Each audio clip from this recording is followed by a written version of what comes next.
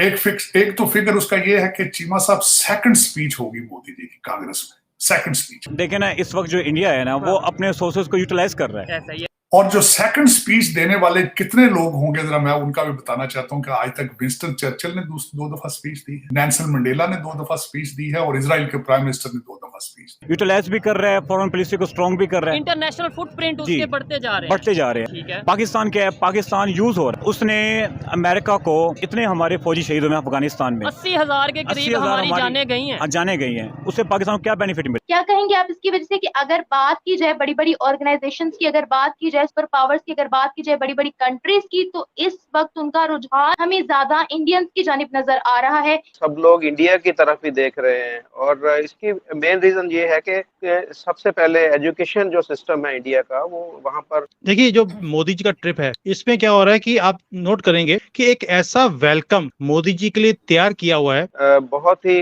उनका लेवल बेहतर है पाकिस्तान से या दुनिया के दीगर जो ममालिक हैं उनके। वहाँ पर आप देखें कि एक तो लोग बड़े मेहनती हैं, रेड कारपेट उनके लिए रखा गया है, एंड दैट्स अ वेरी एक ऑनर की चीज होती है। हमें भी अपने रिलेशन तमाम कंट्रीज के साथ बेहतर करने चाहिए। इंडिया अगर यूएस के साथ भी रिलेशन बेहतर कर रहा है, रशिया के साथ भी रिलेशन बेहतर कर रहा है, इंडिया का फुटप्रिंट पूरी दुनिया में अगर बढ़ता नजर आ रहा है, तो उसकी रीजन क्या है? कि अमेरिका ने वो कोई भी पॉलिसी लेता है ना, तो वो अपने बेनिफिट के लिए लेता है। उसने पाकिस्तान के साथ जो भी पॉलिसी ली है, जो भी एग्रीमेंट किए हैं, वो अपने बेनिफिट के लिए। ठीक हो गया। अफगानिस्तान में जो भी सिचुएशन अमेरिका की रही है, हालात रहे हैं, उसने पाकिस्तान के एयरबेस यूज किए। ठीक है। उससे अपने मकसद था पाकिस्तान को पैसे देता रहा है, पाकिस्तान को डॉलर देता रहा है, लेकिन पाकिस्तान अभी तक उनके साथ ऐसा कोई एग्रीमेंट नहीं कर पाया, ऐसी कोई पॉलिसी नहीं ला सकता कि जिसकी वजह से हमारी अवाम को फायदा हो। लेकिन ये कहा जाता है F-16 जो सा हमने एग्रीमेंट नहीं, ये तो देखे ना, ये तो हर दौर की जरूरत है अपनी कि नंबर 1 पे आ चुका है कंट्री, आबादी के लिहाज से, इकोनॉमी के लिहाज से 5वें नंबर पे आ चुका है। उसके साथ अपने रिलेशन बेहतर करना चाहेगा दुनिया का कोई भी कंट्री, या पाकिस्तान के साथ इस टाइम जो सिचुएशन है? देखे ना, इस वक्त जो इंडिया है ना, वो अपने सोर्सेज को यूटिलाइज कर रहा है,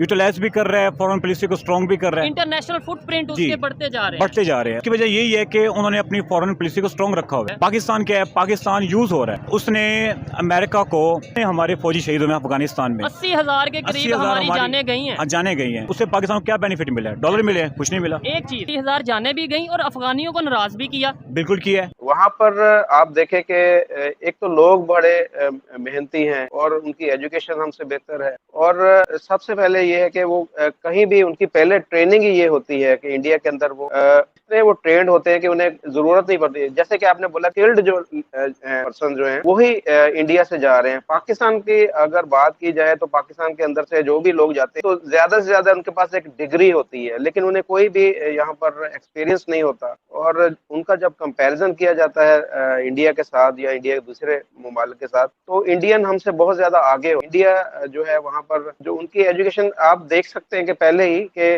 उनका अगर एक जो छोटा बच्चा भी है वो इंग्लिश हमसे बहुत अच्छी बोल लेता है। उसके अलावा उनके जो भी सब्जेक्ट, हमें तो देखें मुताला पाकिस्तान, हिस्ट्री और इस तरह की इस्लामियात, ये सारी चीजें यहाँ पर पढ़ाई जाती हैं। और कोई हमें सब्जेक्ट जो साइंस से रिलेटेड है या आईटी से रिलेटेड है या जो भी इस तरह जो इस वक्त जदीद अलूम है, वो तो हमें पढ़ाया नहीं जाता पाकिस्तान में। जबकि इंडिया के अंदर जो आपकी जो लर्निंग स्टेज से ही जो एक बच्चा है उसकी तवज्जो इसी तरह होती है कि उसको बताया जाता है कि आपने बनना क्या है, आपने उसका एक एम, उसका एक गोल उसको समझाया जाता है, बताया जाता है कि वो बनेगा क्या, वो इंजीनियर बनेगा, वो प्रोफेसर बनेगा, डॉक्टर बनेगा, क्या बनेगा। और यही वजह है कि आप देख सकते हैं कि इस वक्त सिर्फ अमेरिका ही नहीं, यूरोप और दीगर जितने भी ममालिक हैं, वहाँ पर जो पाकिस्तानी जॉब कर रहे हैं उनको आप देखें कि वो किस किस्म की जॉब कर रहे हैं, और इंडियंस को देखें कि इंडियन किस तरह की जॉब कर रहे हैं। तो मैं जहाँ पर तुम लोगों को चाहिए कि अपने 24 करोड़ आवाम की रोटी पूरी करो, वहां पर तुम लोग स्पीच में इंडिया को इन्वॉल्व करो।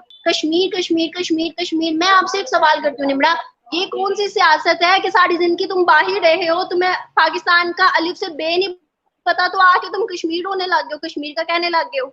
ये तो सिर्फ सियासत ही हुई। फिर ये पाकिस्तान या कश्मीर के लिए तो कुछ ना करना हुआ। कि आप कह रहे हैं कि हम आजाद मुल्क है 76 साल, मेरे ख्याल में हम आजाद नहीं है। यहाँ से जब ब्रिटिश गए थे अपने एजेंट्स को चाबियां देके, जरा वही आज पाकिस्तान को चला रहे हैं। आप अभी जरा गौर से देखें कि ये जो वर्ल्ड हमारे अमीरुल मोमिनीन ने बताया था इलेक्टेबल, वो तकरीबन 40-50 फैमिलियां हैं, वही ब्रिटिश एजेंट्स के ग्रैंड किड्स हैं। अमेजिंग जिनकी बातें आप पहले कर रहे थे कि हमारी किश्तियां डूब रही हैं, हम डूब रहे हैं, तो अब भारत का 2.5 लाख स्टूडेंट जो होता है वो हर साल आके यहाँ पर, और मेजॉरिटी उसमें से स्टेम सब्जेक्ट्स में होते हैं।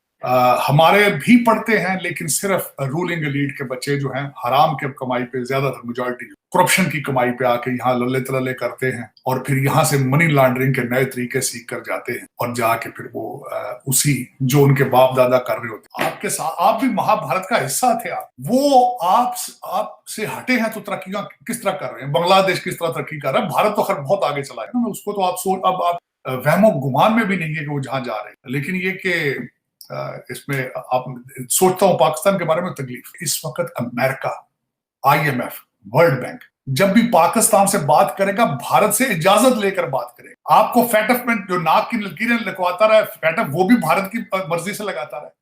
इंडिया से हमें सबक सीखना चाहिए था, क्योंकि ये बात तो हिस्ट्री के हर स्टूडेंट को मालूम है। दोनों मुल्कों को आज़ादी एक ही दिन मिली, या लेट्स से कि एक रात के फर्क से मिली, 14 और 15 अगस्त 1947। उसके बाद इंडिया कहाँ पहुँच गया और हम कहाँ पहुँच गए, कहाँ रह गए बल्कि।